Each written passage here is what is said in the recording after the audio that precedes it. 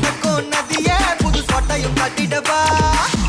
on the வேயில் நம்ம ஃப்ரெண்ட்ஸையும் கூப்பிட்டவா full fun மூடில் ஒரு டான்ஸையும் போட்டுடவா